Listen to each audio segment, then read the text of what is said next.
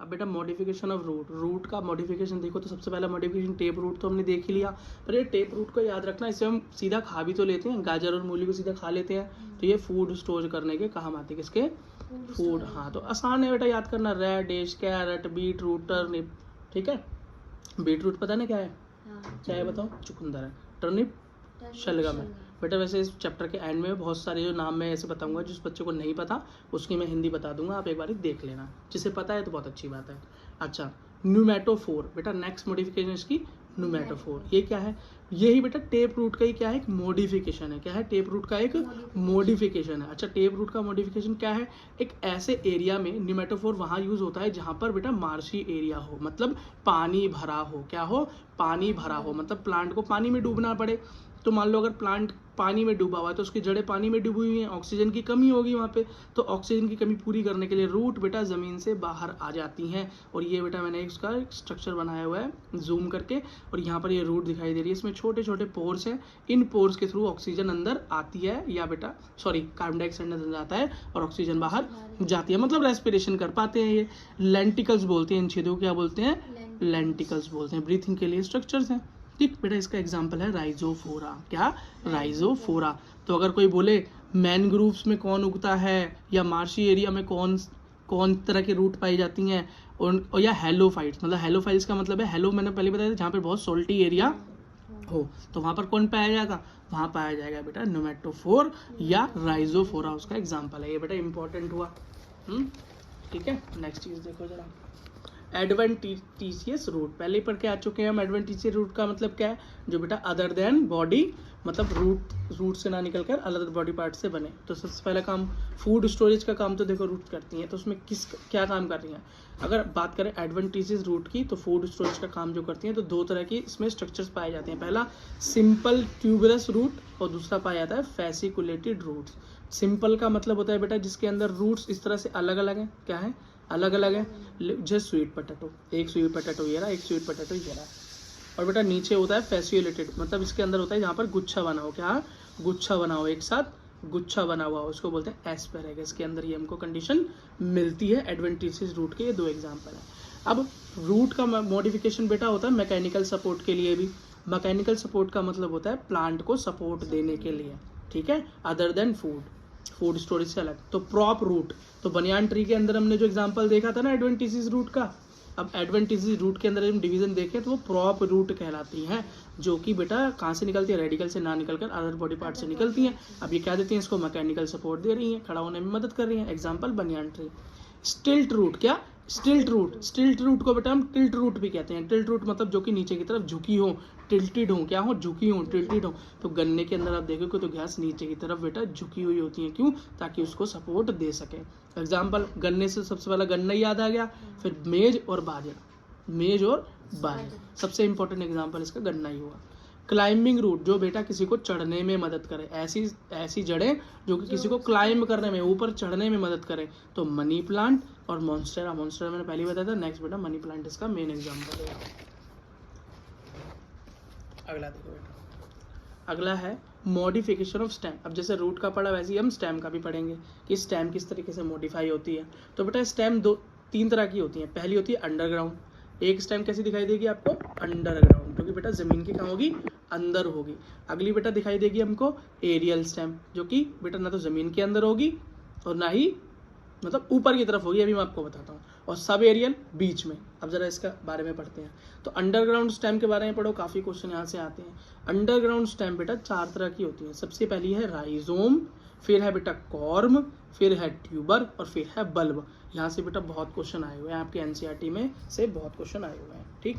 अच्छा, राइजोम कौन सी है, ग्रोज हॉरिजॉन्टली, इसका मतलब ऐसी स्टेम जो कि हो कहाँ, जमीन के नीचे, और कैसी बढ़े, नीचे बिल्कुल सीधी रेखा में बढ़ती रहे, ठीक, उसको बोलते हैं जिंजर। क्या है इसका एग्जांपल बेटा, जिंजर। क्या है, जिंजर। टर्मरिक और बनाना, जिंजर, टर्मरिक और बनाना, ये बेटा इसके एग्जांपल है। देखो मैंने यहाँ पर क्या स्ट्रक्चर बनाकर दिखाया हुआ है आपको अदरक का, ठीक है।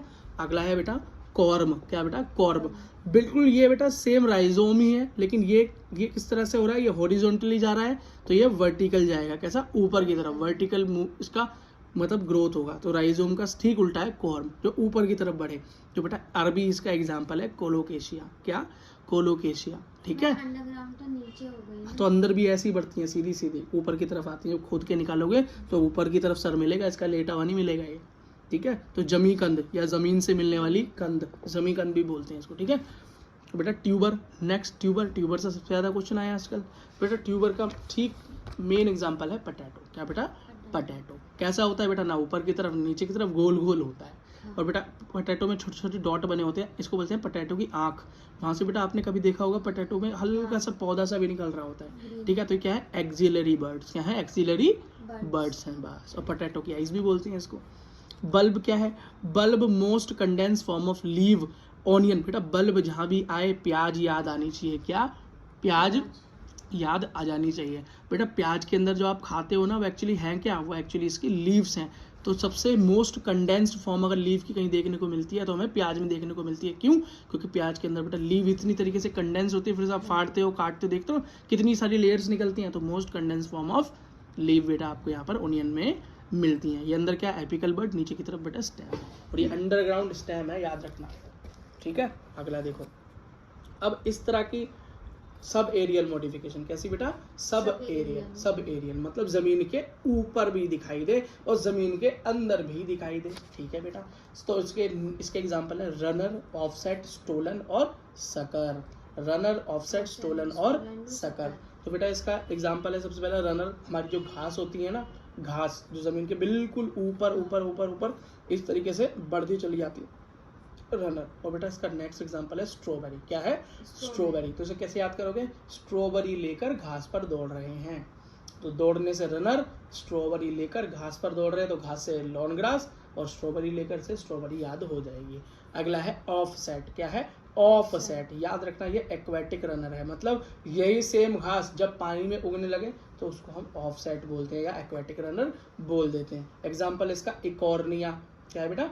इकॉर्निया। और पिस्टिया। पिस्टिया से भी ज़्यादा इंपॉर्टेंट इकॉर्निया है, क्योंकि बेटा इसको हम वाटर हाइसेंथ के नाम से जानते हैं। और इसका एक और बड़ा इंपॉर्टेंट नाम है, जो 12th क्लास में इसकी ब्रीफिंग पढ़ते हैं हम, टेरर ऑफ बंगाल। नीट में पूछ लेते हैं टेरर ऑफ बंगाल किसे कहते हैं? इकॉर्निया को क्यों कहते हैं? अच्छा, क्यों कहते हैं टेरर ऑफ बंगाल? क्योंकि बेटा बंगाल के अंदर लाया गया था साज सजावट के लिए, लेकिन ये क्या करता है? पूरे तालाब को ऊपर से घेर लेता है, ना सनलाइट अंदर जाने देता है, ना बेटा ऑक्सीजन अंदर जाने लेता है, सारे जीव जंतु पौंड के मर जाते हैं, इसलिए इसको टेरर ऑफ बंगाल कहा गया। स्टोलन, अगली बेटा फॉर्म क्या है? सब एरियल स्टेम की फॉर्म स्टोलन। मिंट और जास्मिन। अच्छा, स्टोलन होती कैसी है? ये मानो ये हमारे पौधे हैं। क्या है?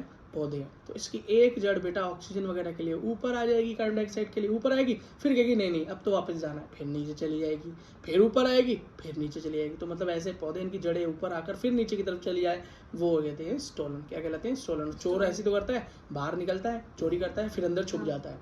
तो याद रखना, चोर कैसा होगा? बाहर निकलेगा, चोरी करेगा, छुप जाएगा, तो ये स्टोलन हो गया। तो स्टोलन का एग्जांपल है मिंट और जास्मीन। मिंट और जास्मीन, इसे याद करने का तरीका है, जास्मीन ने मिंट चुराई। क्या? जास्मीन ने मिंट चुराई। तो जास्मीन से जास्मीन, मिंट से मिंट, और चुराई से स्टोलन, स्टोलन से चुराई। ठीक है, अगला है बेटा सकर। क्या है एग्जांपल? सकर। सकर कैसा होता है? ठीक स्टोलन ही होगा, लेकिन अंडरग्राउंड। क्या? अंडरग्राउंड ही बेटा मूवमेंट होगी, इसकी सारी मूवमेंट जो यहाँ बाहर हो रही थी वो अंडरग्राउंड हो जाएंगी। इसका एग्जांपल है बेटा हमारा पाइन एप्पल और क्राइसेंथेमम और बनाना। तो उसको हम कैसे याद करते हैं? PCB सक्स। क्या? PCB सक्स। PCB सक्स। PCB क्या है? Physics, chemistry, biology. सक्स मतलब इसने हमारा खून चूस लिया। ऐसे याद करोगे तो याद हो जाएगा। ठीक है बेटा, अगला देखो। अगला है हमारा एरियल स्टेम मॉडिफिकेशन। अब एरियल स्टेम्स की बात करते हैं। किसकी बेटा? एरियल स्टेम्स की। लास्ट है हमारे स्टेम्स के अंदर स्टेम टेंड्रिल्स। क्या? स्टेम टेंड्रिल्स मतलब हवा के अंदर मॉडिफिकेशन हो रही है, ऊपर ऊपर। ठीक है, अगला देखो मॉडिफिकेशन ऑफ एक्सिलरी बर्ड। अगर एक्सिलरी बर्ड ही बढ़ जाए, आपको बताया था ना एक्सिलरी बर्ड कहाँ होता है? जैसे मान लो ये पेड़ है, तो यहाँ पत्ता है, इस पत्ते के साइड पे इस तरफ एक्सिलरी बर्ड होता है। तो एक्सिलरी बर्ड की क्या हो जाए? मॉडिफिकेशन हो जाए। करे क्या? ये बेटा सपोर्ट करे। क्या करे? सपोर्ट करे। आज इसके एग्जांपल देखने को मिलता है हमको किसमें? कुकुम्बर में, पंपकिन में, वाटरमेलन में और ग्रेप वाइन में। क्यों?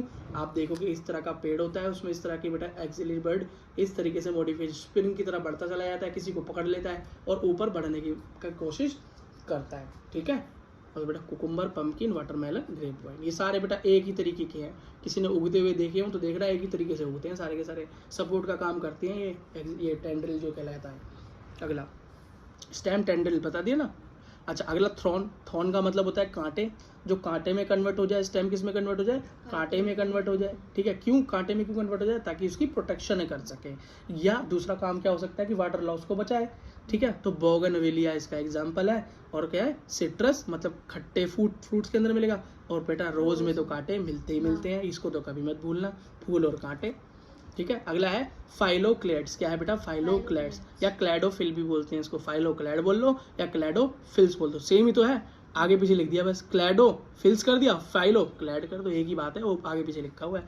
Thick photosynthetic stem store water, इसका मतलब है कि अब इसके अंदर स्टेम कैसी हो जाएगी? बहुत मोटी हो जाएगी। कैसी हो जाएगी बेटा? बहुत मोटी हो जाएगी, कोई पत्ता वत्ता दिखाई नहीं देगा उसके ऊपर, बहुत पानी भरा होगा, फाड़ोगे तो कैसा निकलेगी? बड़ा वाटर निकलता है उसके अंदर, ठीक है। और करती क्या है? सिर्फ और सिर्फ फोटोसिंथेसिस करती है ना, और वाटर को स्टोर करती है। ये कंडीशन कहाँ मिलेगी? जहाँ पानी की कमी होगी, जैसे रेगिस्तान वगैरह। तो इसका एग्जांपल है पंछिया, और वही यूफोर्बिया अपना वही कैक्टस। तो कैक्टस में देखा है बड़ी मोटी सी हरी बॉडी होती है, और उसमें कुछ कांटे स्पाइंस निकले होते हैं। क्यों निकले होते हैं स्पाइंस? ताकि बेटा कोई भी जानवर आके इसे खा ना जाए, इसलिए उसके मुंह में चुभ जाए, इसलिए उसको कोई खा नहीं पाता। और वाटर को स्टोर करके रखता है, लेकिन पता नहीं क्योंकि कितने दिन तक पानी मिले ना मिले, ठीक है। और बेटा पत्ती इसलिए नहीं होती ताकि वाटर का लॉस बच जाए। अगला देखो बेटा,